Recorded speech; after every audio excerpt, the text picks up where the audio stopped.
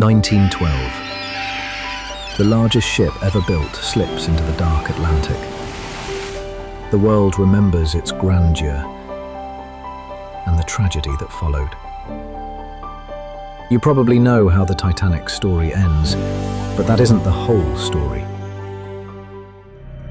One of the greatest controversies of that night didn't happen aboard the Titanic.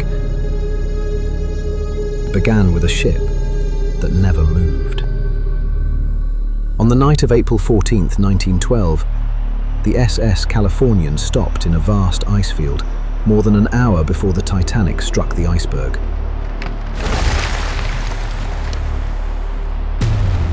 A few hours later, its crew watched white rockets rise above a distant ship. The Titanic was steaming toward New York at near full speed, cutting through the freezing Atlantic. She was a technological marvel, carrying more than 2,200 people who believed they were aboard the largest and grandest ship ever built. But about 19 miles away, the SS Californian was having a very different night. At 10:21 p.m., Captain Stanley Lord ordered his ship to stop, surrounded by heavy pack ice. Rather than risk pushing through the darkness, he decided to wait until dawn. Shortly before 11:30 p.m., the Californian's wireless operator sent one final message warning the Titanic about the ice ahead. The reply came back sharply. The Titanic's overworked radio operator told him to keep quiet. He was busy transmitting passengers' messages to Newfoundland. 10 minutes later, the exhausted operator aboard the Californian removed his headphones, switched off his wireless set, and went to bed. Just 10 minutes after that, the Titanic struck the iceberg. As icy water poured into the forward compartments and the world's most famous ocean liner began her slow descent into the Atlantic, those on the Titanic's bridge could see the lights of another ship on the horizon. At almost the same moment, a watchman aboard the silent Californian noticed a brightly lit ship in the distance. Neither crew realized that the fate of both ships had just become intertwined. On the bridge of the Titanic, 4th Officer Joseph Boxhall believed the nearby ship might see a visual signal. He aimed a high-powered Morse signaling lamp across the water, flashing desperate calls into the darkness. No recognizable reply came back. Between 12:40 and 12:45 a.m., Captain Edward Smith ordered the first distress rocket to be fired. White rockets shot into the night sky, exploding above the dying liner. Aboard the SS Californian, believed to be about 19 miles away, 2nd Officer Herbert Stone was standing watch. He spotted a white flash above the distant vessel. Over the next hour, he watched several white rockets burst in the darkness. He later testified that he counted about 5 rockets. Unsettled, Stone used a speaking tube to inform Captain Stanley Lord, who was resting in his cabin. But Captain Lord did not order the Californian to get underway or wake his wireless operator. Lord was not convinced the distant vessel was in distress. According to his later testimony, it appeared too small and too far away to be the Titanic, and he questioned whether the white rockets signaled an emergency at all. He instructed the officers to continue watching and to try signaling the distant ship. For the next hour, the Titanic kept firing rockets while officers aboard the Californian repeatedly tried to signal the distant ship with their Morse lamp. Neither crew realized that what they were seeing, or thought they were seeing, would later become one of the Titanic disaster's greatest controversies. More than a century later, some researchers would argue that unusual atmospheric conditions may have distorted distances and lights on the horizon that night, contributing to the confusion between the two ships.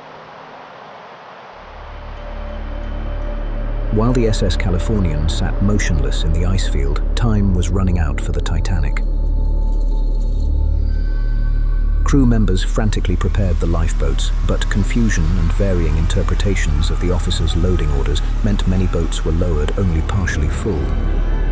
One early lifeboat was launched into the darkness with only 12 people on board, despite having room for 40. On the sloping deck, the ship's band continued to play music to calm the swelling crowds. By 2 a.m., the Titanic's forecastle was entirely submerged, leaving more than 1,500 people stranded on the freezing, upward-slanting decks. At about 2:18 a.m., the ship's lights flickered before going out. Under the immense strain of the rising stern, the ship broke apart. At 2:20 a.m., the stern slipped beneath the freezing Atlantic. Aboard the Californian, Second Officer Herbert Stone noticed that the distant vessel's lights had vanished, and later testified that he concluded she had steamed away. The crew had no idea they had just witnessed the Titanic's final moments. It had disappeared beneath the sea.